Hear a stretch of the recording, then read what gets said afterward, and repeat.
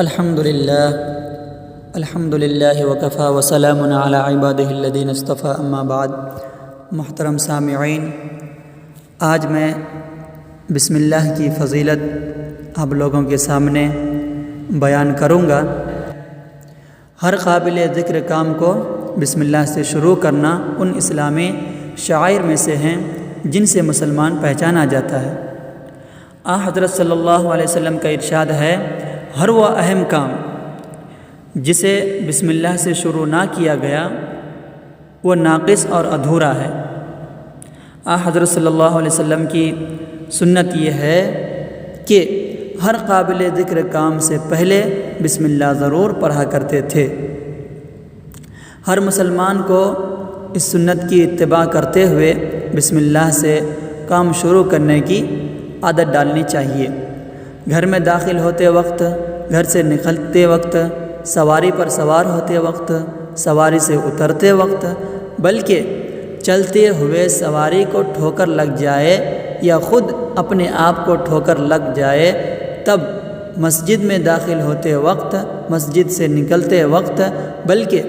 بیت الخلاء میں داخل ہونے سے ذرا پہلے اور وہاں سے نکلنے کے فوراً بعد، کھانا کھاتے وقت، پانی پیتے وقت، کپڑے پہنتے وقت، جوتے پہنتے وقت، کوئی کتاب پڑھتے وقت، کوئی خط یا تحریر لکھتے وقت، اپنے روزگار کا کام شروع کرنے سے پہلے، کسی سے کوئی نیا معاملہ کرنے سے پہلے، اسی طرح خواتین جب کھانا پکانا شروع کریں تو اس وقت بسم اللہ پڑھیں۔ کھانے میں کوئی چیز ڈالیں تو بسم اللہ پڑھ کر ڈالیں، کھانا چننے کے لیے نکالیں تو بسم اللہ پڑھ کر نکالیں، کوئی کپڑا سینا یا بننا شروع کریں تو بسم اللہ سے شروع کریں۔ بچے کو کپڑا پہنائیں تو بسم اللہ پڑھ کر پہنائیں اور اس کو بھی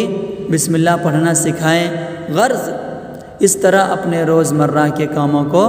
بسم اللہ سے شروع کرنا اپنے معمولات میں شامل کر لیا جائے تو یہ ایک ایسا عمل ہے جس میں محنت اور دشواری کچھ نہیں، اور ذرا دھیان دینے سے انسان کے نامہ اعمال میں نیکیوں کا مسلسل اضافہ ہوتا رہتا ہے۔ بلکہ اس عمل کی برکت سے یہ سارے کام جو بظاہر دنیاوی کام نظر آتے ہیں بذات خود عبادات بن جاتے ہیں۔ مومن بسم اللہ سے ہر کام کا آغاز کر کے گویا اس بات کا اعتراف کرتا ہے کہ اللہ کی توفیق کے بغیر کسی کام کی تکمیل ممکن نہیں، اور اس اعتراف کے نتیجے میں اس کے دنیا کے سارے کام بھی دین کا ایک حصہ اور عبادت بن جاتے ہیں۔